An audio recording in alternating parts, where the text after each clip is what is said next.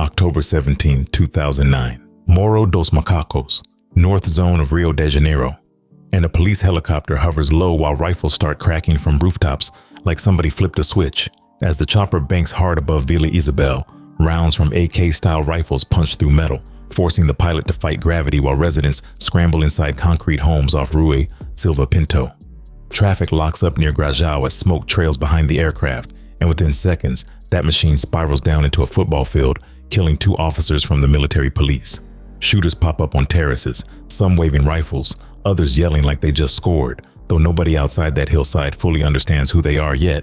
News cameras arrive hours later, calling it a gang assault, yet locals already know this heat did not start that afternoon, since the roots of this war trace back to a prison island called Ilha Grande, where alliances formed long before bullets met the sky. To understand how Morro dos Macacos turned into a battlefield in 2009, you have to rewind to the early 1970s, when Brazil sat under a military dictatorship that ran from 1964 through 1985.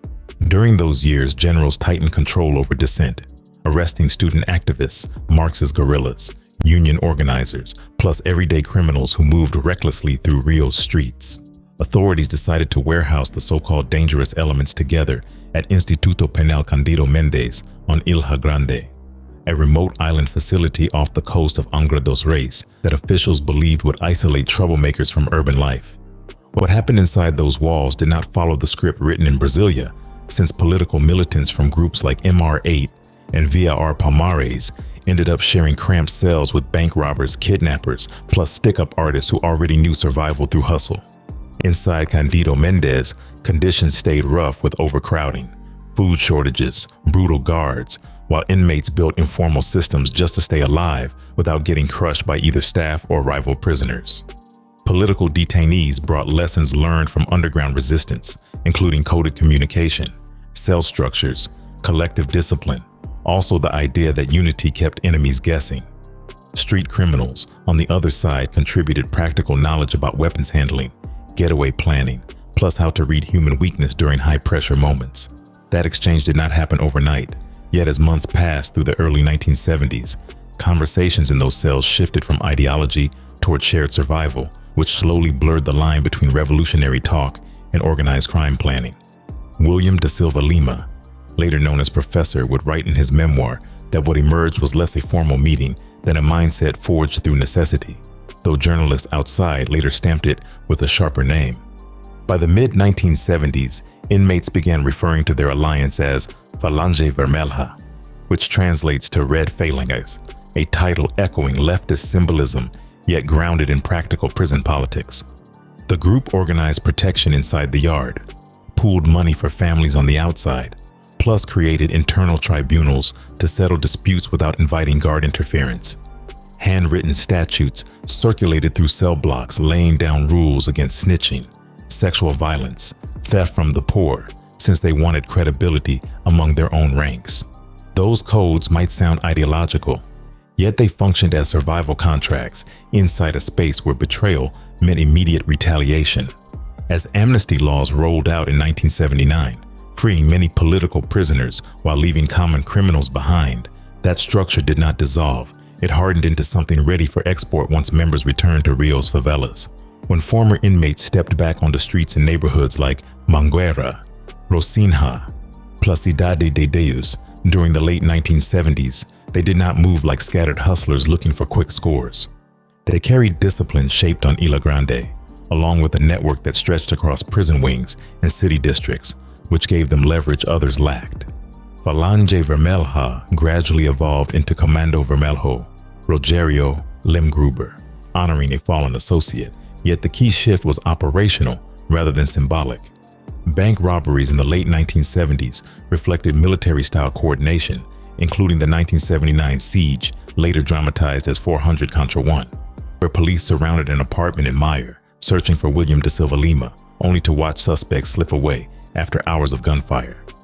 That episode fed myth in Rio's working-class zones, though behind the scenes, the organization focused less on glory, more on building a structure that could survive arrests, deaths, plus constant pressure. By the time Brazil entered the early 1980s, the foundation laid on Ilha Grande had already seeded multiple favelas with a unified code that valued loyalty above individual ego. Prison contacts ensured communication between lock leaders plus street operators, which allowed orders to travel quietly through letters, visitors, and sometimes corrupt intermediaries. Rather than chaos spilling from prison into neighborhoods, what flowed outward was a system that mirrored military hierarchy, blended with street pragmatism. That origin story matters since later violence in Rio did not grow from random impulse. It grew from a framework designed in confinement, where men learned that organized discipline could outlast brute force. When cocaine began flooding Brazil in the early 1980s, that structure stood ready to pivot into a new economy. Yet at this stage, the war had no public name, only a blueprint shaped behind bars on a forgotten island few outsiders ever thought about. When Brazil passed the political amnesty law in 1979, many imprisoned activists walked free. Yet the men labeled common criminals remained inside Candido Mendes, refining everything they had learned during those shared years. That shift changed the balance inside Ilha Grande, since ideological debates faded, while practical survival strategies gained center stage among inmates who now carried the blueprint alone. Without the original political figures shaping direction, the remaining members began reshaping Falange Vermelha into something less theoretical, more operational, leaning toward a structure that could function beyond prison walls. Over time, the language inside cell blocks started shifting, with less talk about revolution, more focus on loyalty, codes, coordinated action, since the men left behind understood they would soon carry this system back into Rio's streets. During the early 1980s, the name Comando Vermelho began circulating more frequently, especially after stories connected it to Rogério Lemgruber, a figure respected inside the prison network. The change did not happen through a single declaration. It spread through word of mouth, letters, plus whispered reputations that traveled between prisons and favelas. What mattered most was the identity shift, since Comando Vermelho sounded less like a defensive alliance, more like an organized force capable of commanding space beyond prison gates. Members who earned release during those years carried that name back into neighborhoods like Lins de Vasconcelos, Mangueira, plus Jacarezinho, where fragmented hustlers now encountered a tighter crew moving with shared codes. The streets had seen gangs before, yet this time something felt different, since the structure arriving from Ilha Grande carried discipline shaped by confinement, not just spontaneous bravado. Early operations after release leaned heavily into bank robberies, partly since those crimes offered high reward, partly since they echoed the tactics learned from guerrilla prisoners years earlier. Crews stormed financial institutions across Rio in coordinated waves, sometimes striking multiple locations within the same afternoon, leaving police scrambling to piece together patterns. One of the most talked about incidents involved the Meyer apartment siege tied to William da Silva Lima, where hundreds of officers surrounded a building only to watch suspects slip through gaps after prolonged gunfire. That escape fed legend across working-class districts, with stories spreading through bars, bus stops, plus football fields, where young residents repeated details like folklore. While authorities saw organized crime escalating, parts of the favela population viewed these robberies through a different lens, especially in areas where government presence felt distant or hostile. As these stories circulated through the early 1980s, Comando Vermelho members leaned into an outlaw image that resonated deeply inside marginalized neighborhoods. Some crews distributed portions of stolen money during local festas. Others funded small gatherings, creating moments where residents linked the group with celebration rather than violence. That pattern helped shape an early Robin Hood reputation, especially among families who felt ignored by state institutions, since the gang appeared willing to redistribute wealth in visible ways. Graffiti tagging initials like CV began appearing on alley walls, serving both as territorial markers and quiet propaganda, reinforcing the growing identity. Over time, those symbols embedded themselves into neighborhood storytelling, turning scattered criminals into something closer to a collective legend shaped by repetition rather than official statements. Alongside that public mythology, internal rules tightened quietly, since survival demanded discipline stronger than street chaos.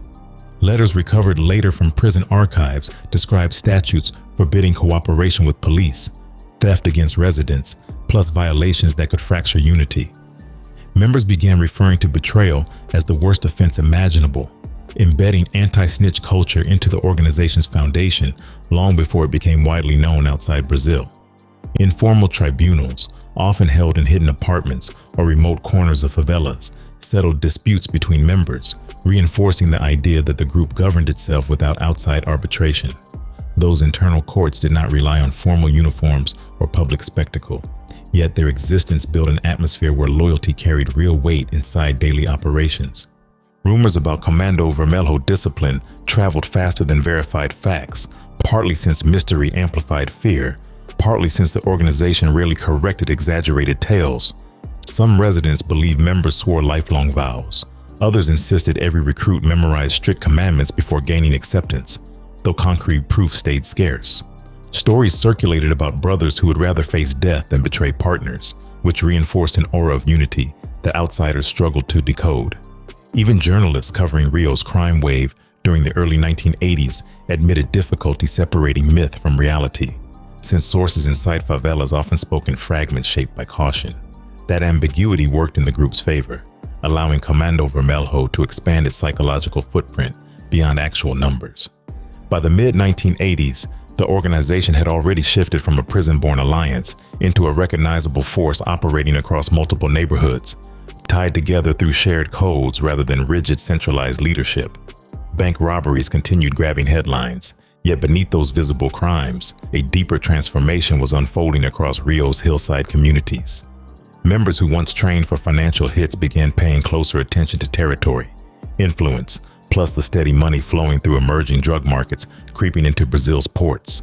Conversations inside prison visits, coded letters, plus backroom meetings started circling a new question about controlling neighborhoods instead of temporary targets. That shift hinted at a future where banks would matter less than blocks, since the next battlefield forming across Rio would not revolve around vaults, it would revolve around the streets themselves. By the early 1980s, Brazil's underworld started shifting in ways few outside the region fully understood, since cocaine routes that once pointed north toward Miami began stretching south across new corridors. Colombian suppliers searching for safer transit paths started pushing product through Bolivia, Paraguay, plus the Amazon basin, turning Brazil into a natural bridge between production zones and Atlantic ports. Smugglers realized cities like Rio de Janeiro offered both chaotic urban sprawl plus major shipping infrastructure, creating ideal staging grounds for redistribution across continents. As these routes matured, small-scale trafficking expanded into structured pipelines that quietly redefined how criminal groups thought about long-term profit. Comando Vermelho members, already organized through prison networks, quickly recognized that bank robberies delivered bursts of cash, yet cocaine promised a steady river flowing through every corner of the city. Once Colombian connections deepened during the early 1980s, intermediaries began delivering coca paste into Brazilian territory, where local networks handled refining, packaging, plus retail distribution inside dense neighborhoods. CV operatives, who previously planned armored truck hits, started pivoting toward managing supply chains, learning logistics that required patience instead of spectacle. Reports from researchers like Robert Gay later pointed out how early marijuana dealing served as an entry point, though cocaine rapidly replaced it due to higher margins. That transition did not unfold through public announcements. Rather, it spread through quiet partnerships linking prison contacts with street sellers who already understood the local terrain. Over time, robbery crews began dissolving into distribution cells, each responsible for holding corners instead of targeting banks, which marked a fundamental shift in strategy. The first strongholds emerged inside favelas, where police presence remained thin, especially in hillside communities like Rocinha, Mangueira, plus Complexo do Alemaio. Those neighborhoods offered labyrinth-style alleyways that complicated law enforcement entry, making them perfect hubs for open-air markets that could operate almost in plain sight. Vendors began selling cocaine from improvised stalls, sometimes alongside beer stands or snack carts, creating scenes where commerce blended into everyday life. Residents noticed changes quickly, since traffic through certain corners grew heavier while armed lookouts appeared near staircases and rooftops. Instead of disappearing after a robbery, Comando Vermelho members now embedded themselves into the daily rhythm of these communities, slowly transforming from outsiders into permanent fixtures. As distribution hubs multiplied through the mid-1980s, the gang's structure evolved from mobile crews into territorial operators who treated each favela like a franchise node within a larger network. Managers known locally as gerentes supervised product flow, street security, plus finances, while younger recruits served as lookouts or runners, moving packages between hiding spots. That layered hierarchy allowed the organization to scale operations across multiple neighborhoods without relying on a single central command. Cocaine revenue funded better weapons, radios, plus bribes that helped maintain distance from authorities who still underestimated the scale of transformation underway. What once looked like scattered criminal activity now resembled an expanding grid stretching across Rio's hillsides, anchored by profit streams that never really stopped flowing. Territorial expansion inevitably brought friction, since other groups operating inside Rio recognized the same opportunities emerging from the cocaine boom. Smaller crews attempted to hold their own pockets, leading to early turf battles that rarely made international headlines yet deeply shaped local dynamics. Shootouts flared in districts where distribution lines overlapped, especially in North Zone neighborhoods where dense populations magnified every conflict. Residents who previously heard occasional sirens began hearing sustained gunfire echoing between concrete walls, signaling that competition had shifted from money targets toward geographic control. These clashes often started small, involving a handful of armed men, though each incident planted seeds for larger confrontations later on.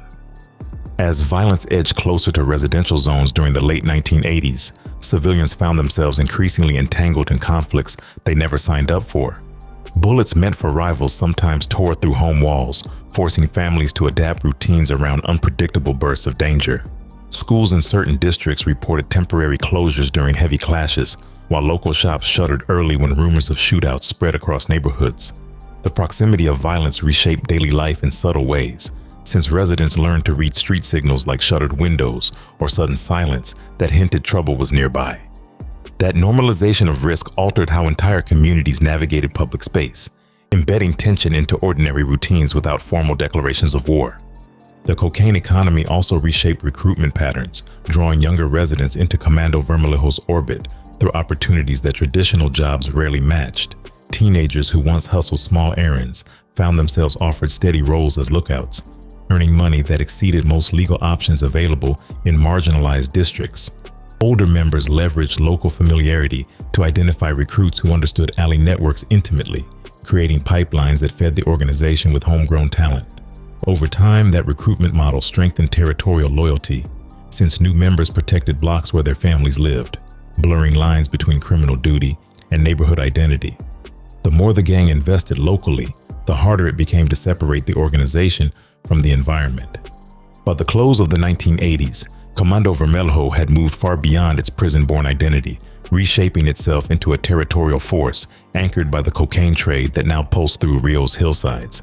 Bank robberies still existed, though they faded into the background compared with profits flowing from street-level distribution points embedded across dozens of favelas. The shift carried deep implications, since controlling drug sales required holding land continuously, not just striking targets temporarily. That realization pushed the organization towards strategies focused on geography, influence, plus long-term presence rather than fleeting operations. In that moment, the blueprint changed permanently, since controlling territory meant shaping daily life inside it, which ultimately meant controlling people as well.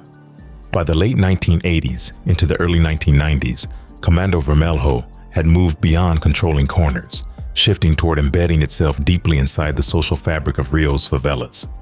Territory no longer meant just guarding drug routes, since long-term dominance required shaping everyday life within those densely packed hillside communities. Members who once rotated between operations began staying rooted in specific neighborhoods, building relationships that extended beyond street-level transactions. Researchers like Alba Zaluar later described this phase as the moment criminal groups began acting like alternative authorities, filling spaces where state institutions rarely delivered a consistent presence. That transition unfolded gradually, though its effects became visible once residents started relying on the organization for stability within unpredictable environments. Government services in many favelas during that era remained inconsistent, with limited sanitation, patchy schooling access, plus unreliable policing that often arrived only during raids. Into that vacuum stepped Comando Vermelho figures, who understood that influence could grow through practical assistance rather than pure intimidation. Local leaders distributed food baskets during holidays, covered funeral expenses for families who lost relatives, and sometimes funded small repairs after fires or storms damaged homes. These gestures rarely appeared in official reports, yet they circulated widely through neighborhood word of mouth, reinforcing the perception that someone was present when institutions were absent. Over time, such acts built emotional ties that proved harder to dismantle than simple fear-based control. Cultural life also became a strategic entry point, especially through Baileys funk that gained popularity across Rio's favelas during the late 1980s into the early 1990s. These open-air dance parties blended music, social gathering, plus subtle displays of power, since organizers often needed approval from local commanders before events could proceed. DJs like Marlboro helped push funk karaoke into wider recognition, though inside the communities, these gatherings doubled as spaces where influence networks quietly expanded. Armed sentries posted near entrances ensured rival groups stayed out, while residents mingled under watchful eyes that reminded everyone who held authority in that zone. The parties offered moments of celebration, yet they also reinforced territorial boundaries through shared experience rather than overt confrontation. Alongside cultural visibility, the organization cultivated practical loyalty through smaller, everyday interventions that accumulated weight over time. Families struggling with rent might receive discreet financial help, while local shopkeepers sometimes got informal protection from theft in exchange for cooperation. Those interactions built a street-level economy intertwined with Comando Vermelho oversight, creating a loop where assistance generated allegiance that reinforced control. Loyalty did not always come from admiration, though repeated contact normalized the group's presence within ordinary routines. Over months and years, dependence grew quietly, weaving the organization deeper into the social ecosystem of each territory it occupied. That growing integration allowed CV leadership to introduce rules governing behavior inside controlled zones, shaping daily life through internal codes rather than official law. Theft within the community could trigger swift consequences, since members wanted residents to associate the group with order rather than chaos. Informal curfews sometimes appeared during tense periods, especially when rumors of rival incursions circulated through neighborhoods. These regulations did not rely on written statutes, yet word spread quickly through alleys and staircases, embedding expectations into community memory. Compliance often stemmed from understanding consequences rather than explicit endorsement, though the results still strengthened the organization's authority. Punishments played a visible role in reinforcing those boundaries, serving as public reminders of what crossing lines could bring. Individuals accused of betrayal or collaboration with police occasionally faced beatings carried out in semi-public spaces, ensuring the message traveled beyond the immediate incident. Accounts collected by journalists in the early 1990s describe residents gathering at distances during such moments, absorbing warnings without direct participation. The goal rarely involved random cruelty. These actions functioned as signals meant to deter behavior that threatened the group's cohesion. That strategy mirrored internal prison codes from Ilha Grande, translating earlier discipline into street-level governance mechanisms. One of the darker enforcement tactics that emerged during later years involved what locals began calling microondas, a method where victims were burned inside stacks of tires used as improvised execution chambers. References to this practice surfaced more frequently during the 1990s as rivalries intensified, though precise documentation remained difficult due to fear surrounding testimony. Researchers and police reports mentioned the term cautiously, noting that its psychological impact often outweighed confirmed case numbers. Within communities, even rumors of such punishments carried heavy weight, reinforcing boundaries through anticipation rather than constant application. The mere possibility of extreme consequences amplified the organization's ability to maintain compliance without continuous direct force. For residents, daily life under this parallel structure often meant navigating a complicated balance between security and unease. Some appreciated reduced petty crime inside controlled zones, especially when compared with neighboring districts lacking similar oversight. Others lived with persistent anxiety, aware that protection came tied to rules enforced outside formal legal systems. Parents taught children how to recognize signals indicating tension, adjusting routines to avoid areas where conflicts might unfold. That dual reality produced environments where normalcy coexisted with underlying strain, shaping how entire generations understood authority within their own neighborhoods. By the mid-1990s, observers could no longer describe Comando Vermelho simply as a drug gang operating within isolated pockets of Rio. The organization had evolved into a layered system blending commerce, social influence, informal justice, plus territorial governance into a single framework. Its reach extended beyond street corners into cultural events, family crisis, and neighborhood disputes, forming a structure that resembled a shadow administration more than a loose criminal network. Even when leadership changed through arrests or deaths, the system continued functioning through embedded routines that survived individual figures.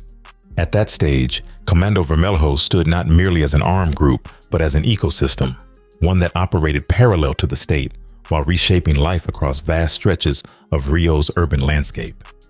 By the early to mid-1990s, the structure Comando Vermelho built across Rio's favelas started showing internal strain as power concentrated in multiple hands without a single uncontested center. Leaders operating from prisons like Bangu Durs or Frei Caneca still issued guidance, though street commanders increasingly made independent calls shaped by local pressure. Disagreements over revenue distribution, territorial priorities, plus personal ambition quietly widened gaps inside the organization's upper tiers. Some disputes stayed hidden behind closed doors, yet others spilled outward through subtle shifts in alliances that outsiders struggled to track in real time. The same decentralized model that once strengthened resilience now opened space for fractures that would reshape the city's underworld map. Out of those internal tensions emerged splinter factions that carried familiar codes yet rejected unified command, most notably Terceiro Comando, which broke away during earlier disputes and then evolved further during the 1990s. Another offshoot, Amigos dos Amigos, often shortened to ADA, gained traction in neighborhoods where local leaders felt sidelined within the older hierarchy. These groups did not abandon Comando Vermelho traditions entirely, since they inherited prison-born discipline, though they sought autonomy over territory plus profits. Rivalry between these factions rarely began with formal declarations. It unfolded through small confrontations that escalated once retaliation cycles took hold. Each breakaway group added another layer of complexity to a landscape already shaped by overlapping loyalties. As splinter organizations multiplied, Rio gradually transformed into a patchwork of armed enclaves where control depended on neighborhood boundaries that shifted unpredictably. Hillsides, once unified under a single banner, now displayed competing graffiti markings signaling changing authority.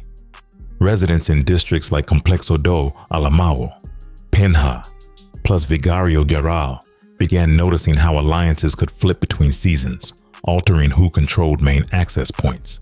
These territorial mosaics rarely aligned neatly with administrative maps, making it difficult for authorities to grasp the full scale of fragmentation. What looked like isolated disputes from afar actually formed a web of interconnected conflicts threading through the city's geography. Control over certain favelas could switch almost overnight once confrontations intensified, forcing residents to recalibrate routines with little warning. Armed groups sometimes advanced through stairways at dawn, replacing one set of sentries with another before the broader city even realized shifts had occurred.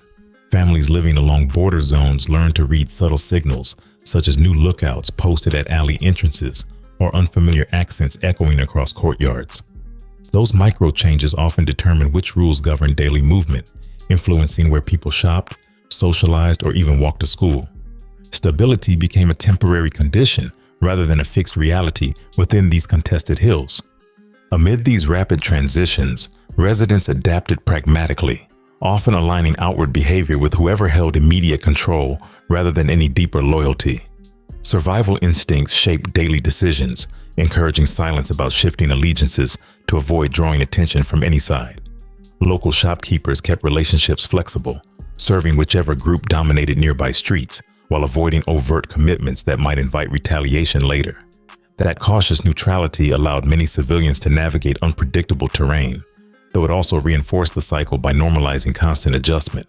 Over time, entire communities developed an instinct for reading power dynamics the way others read weather forecasts. While street battles intensified, prison dynamics continued shaping alliances beyond public view, since many influential figures still operated from behind bars. Facilities like the Bangu complex became strategic hubs where incarcerated leaders negotiated pacts, mediated disputes, or deepened rivalries that later surfaced outside. Riots and clashes inside these prisons sometimes mirrored or even triggered confrontations across Rio's neighborhoods. The relationship between incarceration plus street violence created feedback loops where each arena influenced the other continuously. Understanding Rio's factional conflicts required watching both landscapes simultaneously, though that connection often remained invisible to outsiders. During the same period, another force began reshaping the terrain through the rise of militia groups formed largely by off-duty or former police officers, firefighters, plus security agents. Initially presenting themselves as protectors against drug gangs, these militias carved out influence in western districts like Rio das Pedras during the late 1990s. Unlike traffickers rooted in prison alliances, militia networks leaned on institutional experience, creating a different model of territorial control. Their presence added a third dimension to conflicts already involving multiple drug factions, complicating loyalties further.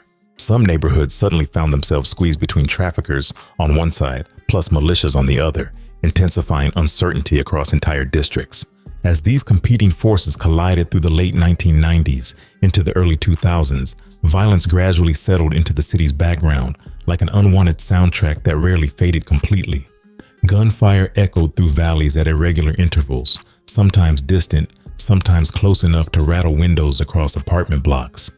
Media outlets reported spikes during major clashes, yet for many residents, the more defining experience involved constant low-level tension rather than singular dramatic events. Children growing up in affected areas learned early how to differentiate fireworks from rifle bursts, adapting instincts shaped by environment rather than choice. Over time, repetition dulled shock even as danger persisted beneath the surface. By the early 2000s, Rio had entered a phase where fragmentation felt permanent, with multiple armed factions sharing space across densely populated hills without any clear endpoint. What once looked like isolated gang disputes now resembled an evolving ecosystem driven by rivalry, adaptation, plus shifting power centers.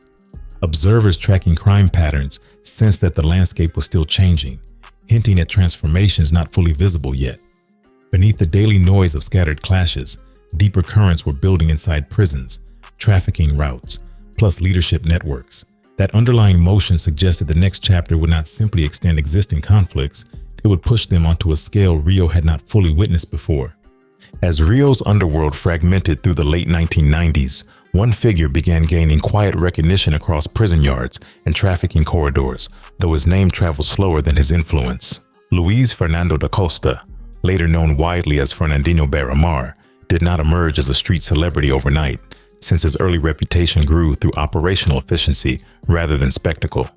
Born in 1967 in Duque de Caxias, within Rio's Baixada Fluminense, he entered crime through the small-scale robberies before shifting toward drug distribution during the 1980s. Unlike many peers chasing visibility, he built credibility through consistency, earning trust from networks that valued reliability over flash.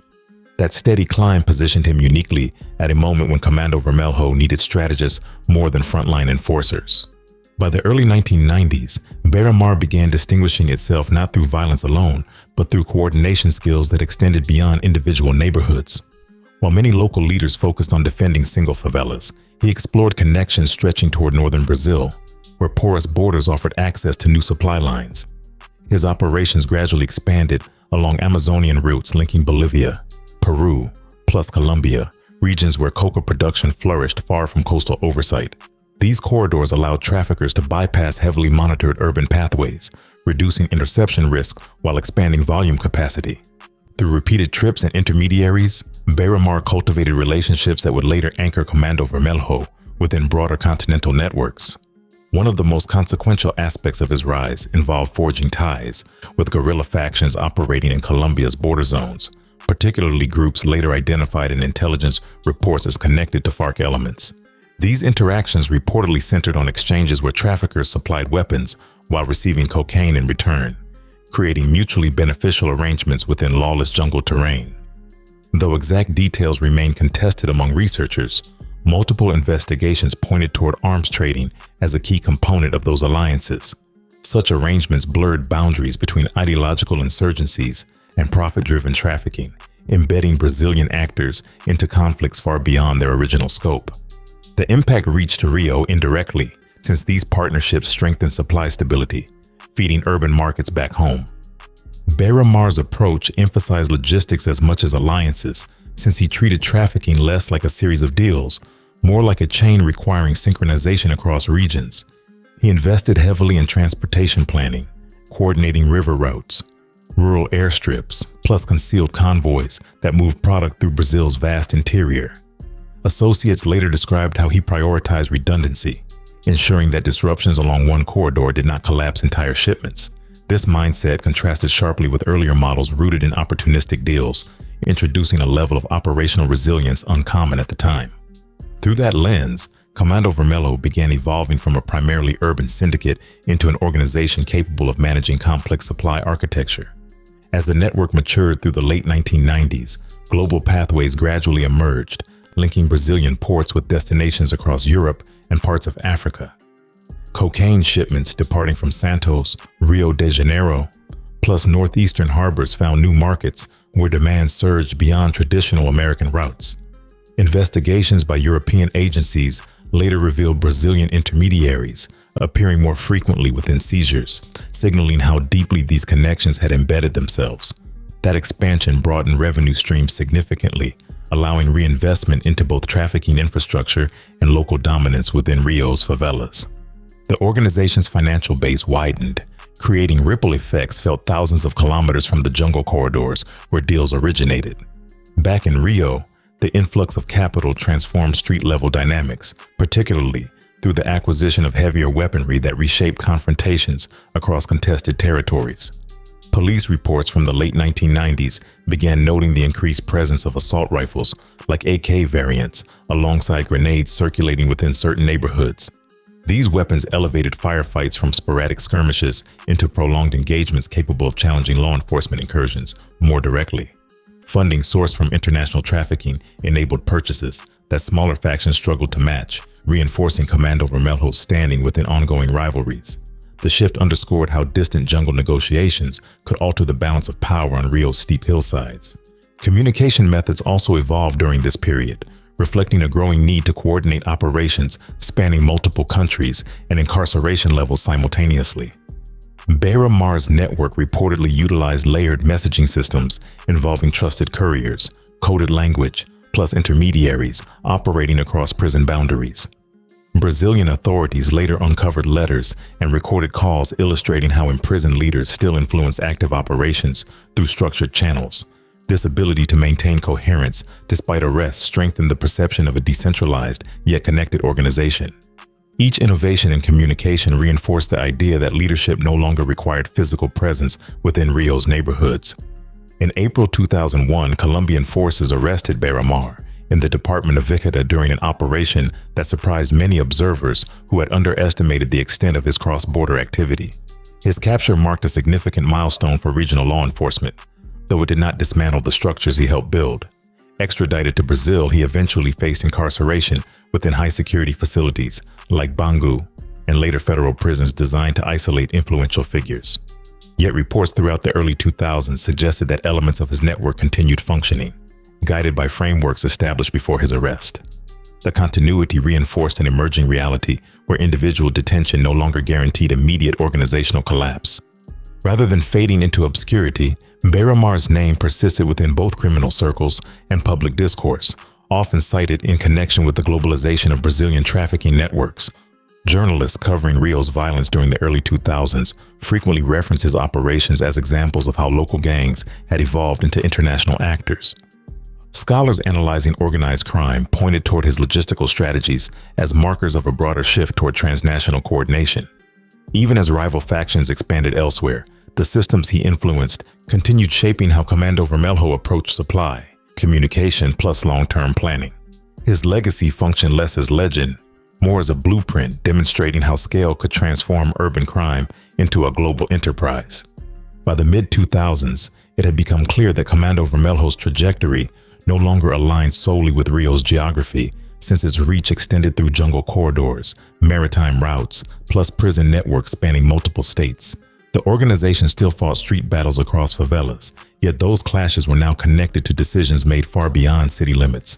Observers tracking patterns recognized that Rio had shifted from its origin point to one node within a larger system influenced by international flows. The Beira-Mar era crystallized that transition, showing how a figure rooted in Baixada neighborhoods could reshape operations across continents. At that stage, the organization had effectively outgrown its birthplace, stepping into a phase where its story could no longer be told through Rio alone.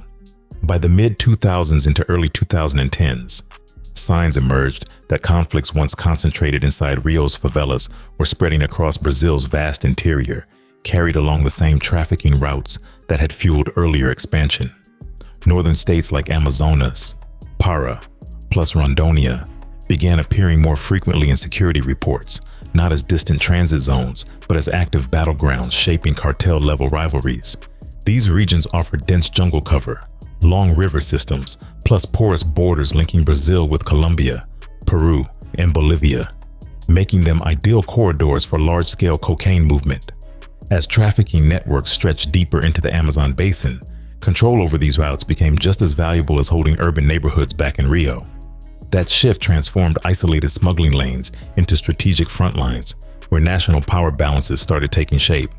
Around the same period, another organization that had been growing steadily outside Rio's spotlight began entering the conversation more forcefully, shifting the dynamics across Brazil's criminal landscape. Primeiro Comando da Capital, widely known as PCC, originated in Sao Paulo during the early 1990s, initially forming inside prisons like Casa de Detenção after the 1992 Carandiru massacre. Unlike Comando Vermelho's Rio roots, PCC developed a reputation for tight centralized discipline, building influence across Sao Paulo's penitentiary system before expanding outward. By the late 2000s, the group had begun projecting power into northern corridors, aiming to control the same Amazon routes already linked with CV networks. This collision of trajectories set the stage for a rivalry that would redefine alliances far beyond the cities where both groups first rose. Prisons became the first arenas where that rivalry manifested openly, since incarceration systems still served as command centers, connecting leadership with active operations. Facilities in northern states like Amazonas and Para began housing inmates affiliated with different factions, creating volatile environments where tensions simmered beneath routine confinement. The fragile balance was shattered in January 2017, when a massacre inside the Anísio Jobim complex in Manaus left dozens of prisoners dead following clashes between rival groups. Images and reports emerging afterward described brutal scenes that forced authorities to acknowledge how deeply organized crime had penetrated the national prison network. Those events did not remain isolated incidents. They triggered retaliatory violence across multiple states in the weeks that followed. Soon after Manaus, further bloodshed erupted in places like the Monte Cristo Agricultural Penitentiary in Roraima and the Altamira Regional Recovery Center in Para, reinforcing how the conflict had migrated into Brazil's northern belt. These facilities housed inmates drawn from overlapping trafficking networks, turning detention centers into extensions of broader territorial disputes. Each outbreak reshaped alliances, pushing smaller regional gangs to align with either PCC or Comando Vermelho, depending on geography and survival calculations. The prison system effectively mirrored the jungle routes outside, with corridors of influence stretching from cells into remote border zones. As those alliances hardened, the national map of organized crime began reflecting a clearer, two-sided structure. Underlying much of this escalation was geography itself, since jungle terrain dictated how cocaine moved from Andean production zones toward Atlantic export points. Rivers like the Solimões and Negro functioned as aquatic highways, allowing shipments to slip through dense forest where traditional surveillance proved difficult. Control over these arteries translated directly into financial leverage, pushing factions to fight for dominance along riverbanks and rural airstrips scattered across the Amazon. Drug corridors no longer represented abstract lines on intelligence maps. They became physical spaces where armed groups established outposts to monitor movement. Power increasingly followed the flow of cargo, linking territorial dominance with logistical choke points rather than purely urban strongholds.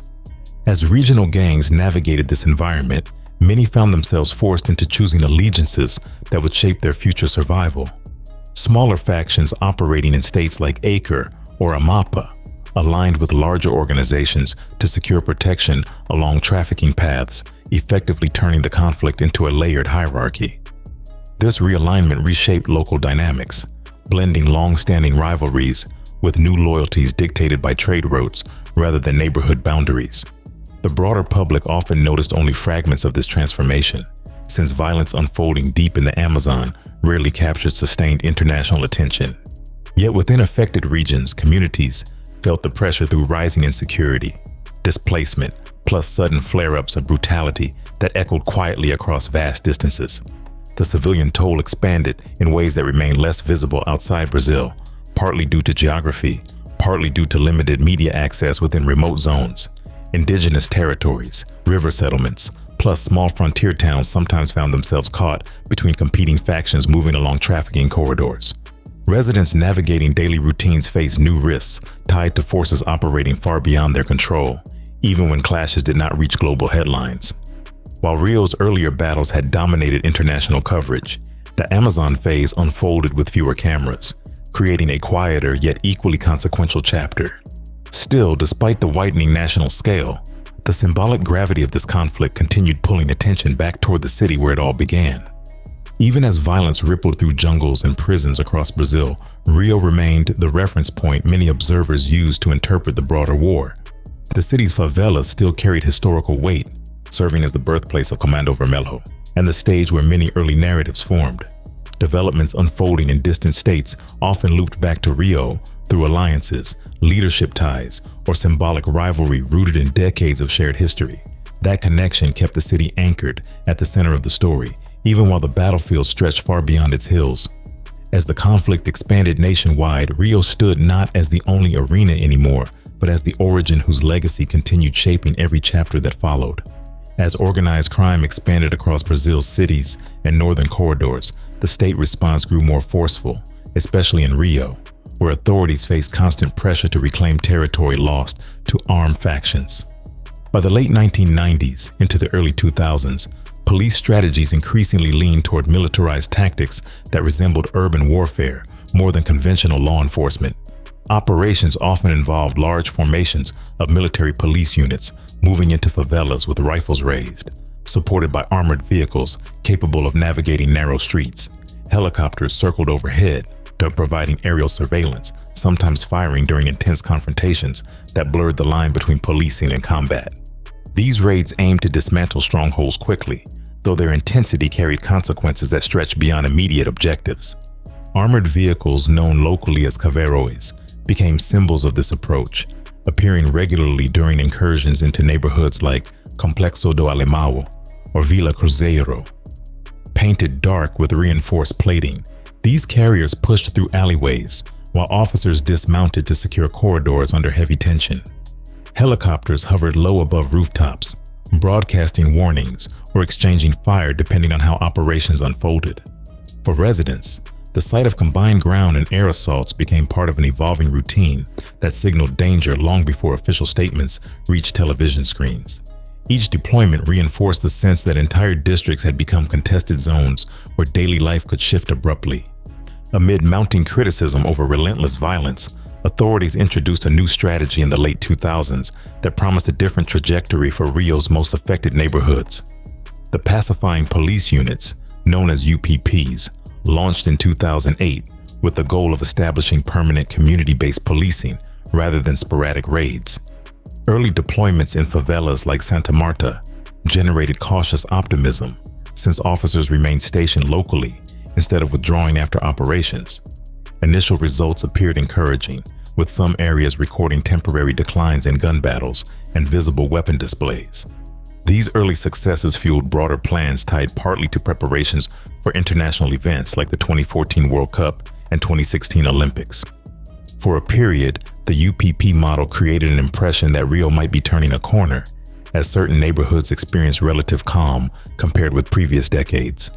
Residents in some pacified zones reported increased mobility, allowing businesses to extend hours while public services expanded gradually. International media coverage highlighted these changes, presenting them as signs of a possible blueprint for urban security reform. However, sustaining that momentum required consistent investment, training, plus political commitment that proved difficult to maintain over time. As fiscal pressures mounted within Rio's state government during the early 2010s, cracks began appearing in the program's long-term viability. Funding shortages and shifting political priorities gradually eroded the stability that pacification efforts initially promised.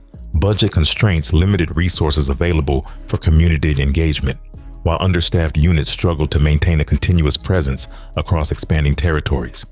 Some officers rotated out frequently, weakening relationships built during the program's early phase. Meanwhile, criminal groups monitored these shifts closely, adjusting strategies once they sensed reduced pressure within previously secured areas. The gradual retreat of sustained oversight created openings that rival factions moved quickly to exploit. As state presence fluctuated, gangs demonstrated an ability to adapt with speed that often outpaced bureaucratic responses. Some groups avoided direct confrontation during peak pacification periods, choosing instead to relocate operations temporarily or shift activities into less monitored zones. Others diversified revenue streams beyond visible street sales, complicating enforcement efforts that relied on traditional patterns. Once police focus drifted, these networks re-emerged within neighborhoods where authority had weakened, rebuilding footholds through familiar tactics. This adaptability underscored how organized crime functioned less as a fixed target, more as a moving system capable of reshaping itself under pressure. Complicating matters further, persistent allegations of corruption within segments of law enforcement blurred boundaries between opposing sides, undermining public trust and sustained interventions.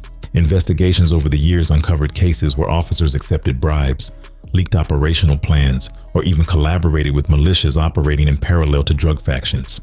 Such revelations fueled skepticism among residents who already navigated complex loyalties within contested zones.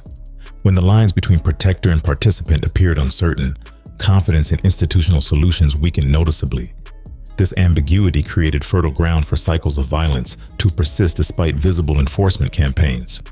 Caught between shifting forces, civilians often bore the heaviest burden as strategies evolved without fully stabilizing affected neighborhoods. Families living inside targeted areas adjusted their routines repeatedly, balancing risks posed by both criminal factions and aggressive policing.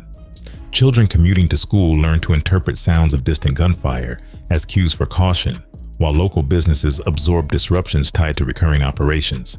Even during quieter stretches, uncertainty lingered since previous calm had proven temporary more than once. That persistent instability shaped generational experiences, embedding tension into daily life across entire communities.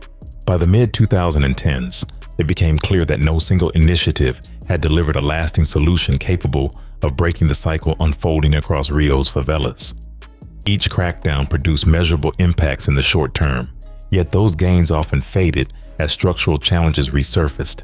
Law enforcement victories frequently felt provisional, overshadowed by the resilience of networks that adapted faster than policies could evolve. The rhythm of raids followed by regrouping repeated itself across decades, reinforcing patterns rather than resolving them. In that sense, every new offensive reshaped the terrain for what followed, ensuring the next wave would arrive shaped by the lessons of the last. By the late 2010s, Comando Vermelho's presence started evolving in ways that felt quieter on the surface, though influence still flowed through familiar channels adapted for a digital age. Social media clips showing masked figures at bail funk parties circulated widely, shaping perception far beyond the neighborhoods where those scenes actually unfolded. Music videos and short online clips sometimes framed gang identity as lifestyle imagery, blending street credibility with cultural visibility that resonated with younger audiences. This shift allowed symbolism to travel faster than physical territory, turning local dominance into something that looked almost branded across different corners of Brazil. Even when direct references stayed subtle, visual language reinforced narratives that earlier generations spread through word of mouth. At the same time, trafficking routes continued expanding outward, linking Brazilian networks with ports in West Africa and European entry points like Antwerp or Lisbon, identified in various international seizures. Investigations during the late 2010s showed how decentralized leadership structures allowed different cells to operate semi-independently while still sharing identity and logistics. That franchise-like model enabled regional autonomy without dissolving broader alignment, creating resilience even when arrests removed individual figures. During the COVID-19 pandemic, reports from 2020 described gangs imposing curfews in some favelas, illustrating how parallel governance mechanisms still surface during crisis.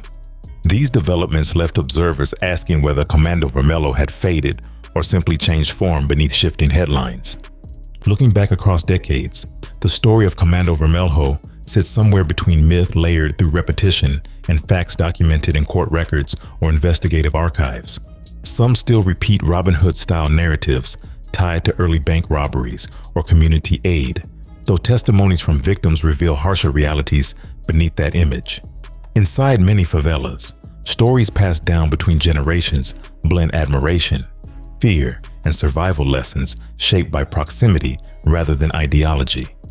Children who grew up hearing distant gunfire in the 1990s now raise families of their own, carrying memories that outlast headlines written far away. That continuity shows how influence can linger even when visibility fades from global attention.